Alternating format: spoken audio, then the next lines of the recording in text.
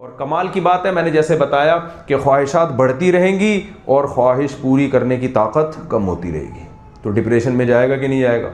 ہر وقت دنیا اندھیری نظر آئے گی، ہر وقت دنیا اندھیری، اور یہ بھی پتہ ہے کہ موت ان تمام خواہشات کی ایسی کی تیسی کر دے گی، تو آدمی اوپر سے تو ہنس رہا ہوتا ہے۔ بہت سے لوگ کہتے ہیں نا کہ بہت سے لوگ تو بڑے گناہ گار ہوتے ہیں لیکن ہر وقت ہنستے رہتے ہیں، ہر وقت لائف کو انجوائے کرتے رہتے ہیں اور ہر وقت ٹش پش۔ تو ہمارے حضرت بڑی پیاری بات کیا کرتے تھے، میں نے اپنے شیخ حضرت مفتی رشید احمد صاحب کو دیکھا، وہ آیا کرتے تھے نا، بڑے آرام سے سکون سے بیٹھے ہوتے تھے، آدھا گھنٹہ ان کی محفل ہوتی تھی خاموشی کی، اٹھ کے چلے جاتے تھے۔ تو ہمیں اندازہ ہوا بھائی سکون تو اس کو کہتے ہیں کہ دل میں سکون ہو۔ یہ جو آج کل کے سکون کے لیے جو کچھ کیا جا رہا ہے نا، یہ آرٹیفیشل ہے، یہ کیا ہی اس لیے جا رہا ہے کہ یہ نہیں کریں گے تو تباہ و برباد ہو جائیں گے بے سکونی سے۔ اپنے آپ کو بزی رکھنا ہے، کبھی سنوکر کھیل رہے ہیں، کبھی کیرم بورڈ کھیل رہے ہیں، کبھی یہ کھیل رہے ہیں، کبھی وہ کھیل رہے ہیں، یہ کر ہی اس لیے رہے ہیں کہ یہ کچھ نہ ملے تو ڈپریشن سے مر جائیں، تو یہ خود اس کی علامت ہے بھائی، یہ نارمل نہیں ہے۔ دیکھو ایک آدمی رات کو کئی گھنٹے کی نیند لے کے صبح اٹھے اور تھکا ہوا ہو، وہ نارمل ہے یا ایب نارمل ہے؟ ایب نارمل ہے نا۔ تبھی تو ہم چائے کافی کی میں پیتا ہوں لیکن خلاف ہوں، کیونکہ چائے اور کافی والے کو صبح اٹھ کے چائے چاہیے فریش ہونے کے لیے، اس کا مطلب تیرا سیٹنگ اندر کی کیا ہو گئی ہے، خراب ہو گئی، کئی گھنٹے کی نیند کے بعد بھی تجھے فریش نہیں ہو رہا، تو یہ اس کا مطلب سیٹ نہیں ہے۔ کچھ چیزیں ہوتی ہیں، ڈاکٹروں کی تقریریں ایک طرف ہوتی ہیں، دو جملے ایک طرف ہوتے ہیں، اس لیے کافی اور چائے کے میں بہت خلاف ہوں، اگرچہ پیتا ہوں۔ وہ کیوں پیتا ہوں، میں نے ایک سال کے لیے چھوڑ دی تھی، پھر وہ جہاں جا رہے ہیں چائے پلا رہے ہیں، چائے پلا رہے ہیں، میں نے کہا یار نہیں پیو تو لسی لا کے رکھ دیتے ہیں، پھر میں نے کہا چل یار تھوڑی سی غلط کام بھی کر لے آدمی تو چلتا ہے مارکیٹ میں، تو نقصان دہ بہت زیادہ نہیں ہے، لیکن بہرحال اس کے فضائل نہ سنایا کرو میرے سامنے کہ ایکچولی صبح اٹھ کے کافی ٹھیش پیش، یہ سب ٹوپی ڈرامے ہیں۔ پیغمبروں کی جو زندگی ہے نا وہ نیچر پہ ہوتی ہے۔ مسلمان جتنے بڑے بڑے سائنٹسٹ گزرے، جتنے بڑے بڑے محدث، سب کافی پی کے اتنی بڑی بڑی کتابیں لکھی ہیں انہوں نے۔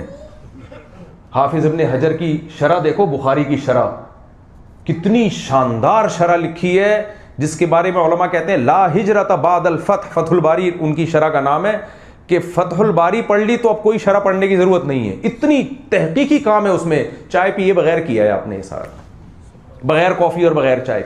سیر اعلام النبلاء، اسماء الرجال کی کتابیں، اتنی تو جلدیں اس کی، ساری زندگی لگی ہوگی اس کو لکھنے میں، اور لکھتے بھی کیسے تھے، کبوتر کو ڈبو ڈبو کے نا سیاہی میں اس کے پروں کو ایسے لکھتے تھے، کتنا محنت کا تحقیقی کام ہے۔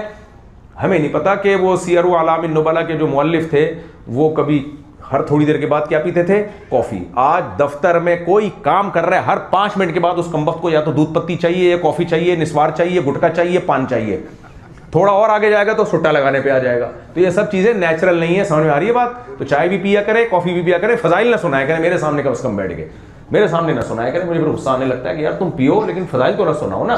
تو اس لیے ہم چائے بھی پی لیتے ہیں، لیکن یہ نہیں کہ ہم چائے کے فضائل سنانا شروع کر دیں۔ پیغمبروں کی سیرت سے ہمیں پتہ چلتا ہے، دیکھو سب سے زیادہ نیچر کو فالو کرنے والے پیغمبر ہوتے ہیں، اس لیے پیغمبروں کے طریقے کو نہ چھوڑو، دین میں بھی دنیا میں بھی۔ قرآن نے ہمیں بتایا ہے کہ فریش ہونے کا جو نیچرل طریقہ ہے وہ نیند ہے۔ وَجَعَلْنَا نَوْمَكُمْ سُبَاتًا، جب تم سوتے ہو اللہ نیند کو کاٹنے والا بناتا ہے، تمہارا دنیا سے کنیکشن ڈسکنیکٹ ہو جاتا ہے، دماغ سکون میں چلا جاتا ہے، پھر جب ہم صبح اٹھتے ہیں دماغ بالکل فریش۔ لیکن ہم نے اپنے آپ کو عادت ڈال لی ہے، کسی نے کافی کی، کسی نے چائے کی، اس کے بعد کھوپڑی کام ہی نہیں کر رہی ہوتی اس کی، نہ ملے تو بیگم کو غصہ کر رہا ہوتا ہے، بیگم شوہر پہ غصہ کر رہی ہوتی ہے، دونوں کو کافی پلاؤ ایک دم فٹ فاٹ ٹھیک ہو جاتا ہے۔ خیر تو بات کو بس جلدی اسپیڈ کے ساتھ سمیٹ رہا ہوں۔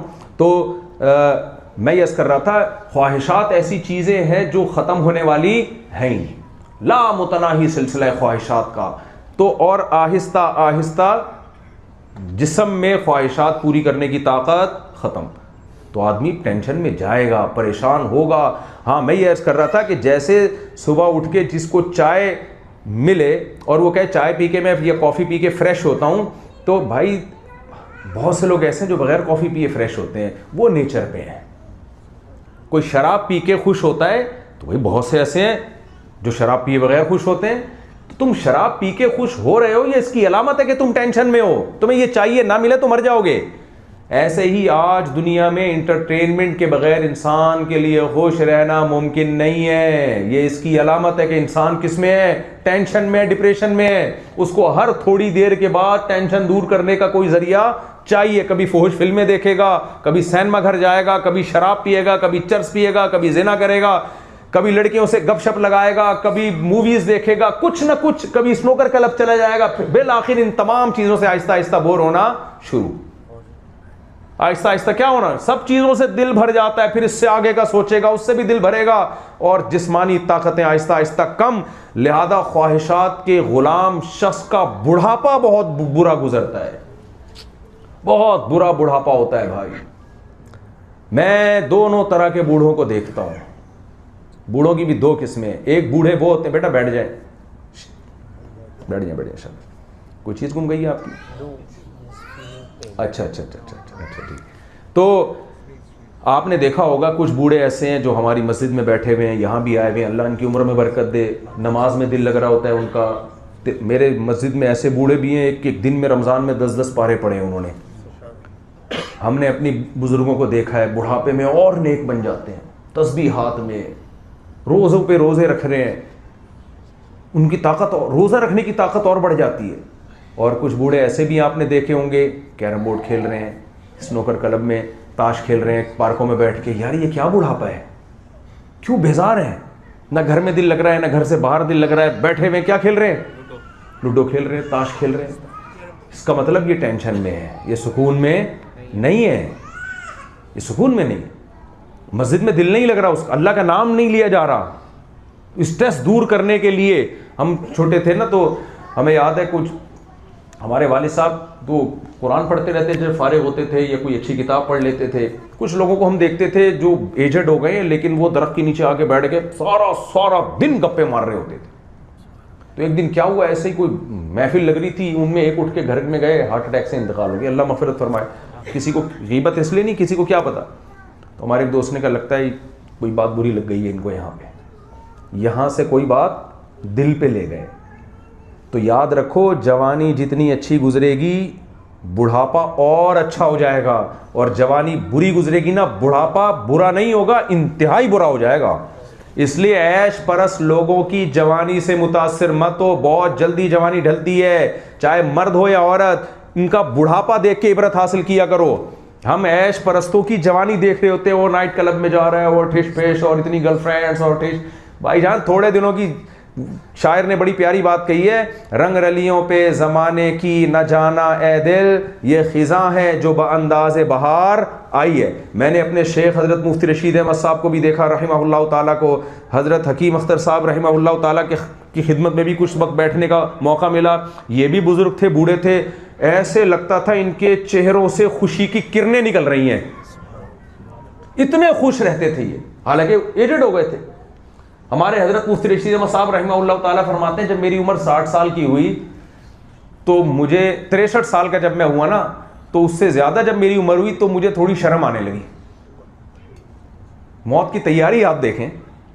کہتے ہیں میں نے سوچا کہ نبی کریم صلی اللہ علیہ وسلم تو 63 سال کی عمر میں چلے گئے تھے, میں بڑا ڈھیٹ ہوں, 63 سال سے بھی زیادہ زندہ ہوں. حالانکہ اس عمر میں تو سب سے زیادہ موت کا خوف آنے لگتا ہے.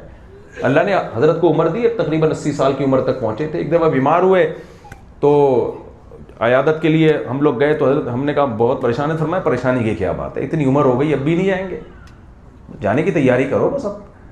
تو وجہ کیا ہے بھائی, ساری زندگی اللہ کی اطاعت میں, فرما برداری میں گزاری, پتہ ہے آگے فیوچر اچھا ہے. مجھے ایک بات بتاؤ, مثال سے مثال ذہن میں آتی ہے, انسان ماضی کو دیکھ کے خوش ہوتا ہے یا فیوچر کو دیکھ کے؟ مجھے ایک بات بتاؤ, ایک پھانسی کا مجرم ہے جس کا فیوچر بہت اچھا گزرا اور ماضی بہت اچھا گزرا, عیش پرستی میں گزرا, لیکن کسی کوئی کیس ہوا, اب وہ لٹکنے والا ہے, کل لٹک جائے گا. آپ اس کے پاس گئے, وہ چھلانگے مار رہا ہے, بہت خوش ہو رہا ہے. آپ لوگ کہہ رہے ہیں کہ کیا ہوا؟ کہہ رہے ہیں میرا ماضی بہت اچھا گزرا ہے, میں نے بڑی عیاشی کی ہے, بڑے مزے اڑائے ہیں, بہت لائف کو انجوائے کیا میں نے. کہہ رہے کم بخت تو کل لٹک جائے گا. لگتا ہے ڈپریشن سے تیری کھوپڑی خراب ہو گئی ہے. انسان فیوچر کو کے تصور سے خوش ہوتا ہے, پاس کو دیکھ کے نہ خوش ہوتا ہے نہ پریشان. اس پاس سے تو ہوتا ہے جس کا فیوچر سے لنک ہو. مثال کے طور پر آپ کے پیپر کی آپ نے اچھا امتحان دے دیا, یہ پاسٹ ہے, لیکن آپ کو پتہ ہے اس کا اثر کس پہ پڑے گا, فیوچر پہ, رزلٹ اچھا آئے گا. ہمارے یہاں ایسا ہوتا ہے الحمدللہ کراچی میں, آپ نے امتحان بالکل بھی نہیں دیا لیکن آپ کو پتہ ہے رزلٹ کیسا آئے گا, 100 نمبر آئیں گے, تو خوش ہو رہا ہوتا ہے. میں نے کبھی ایسے لوگوں کو نہیں ٹینشن میں دیکھا, ان کو پتہ ہوتا ہے رزلٹ بہت اچھا آئے گا.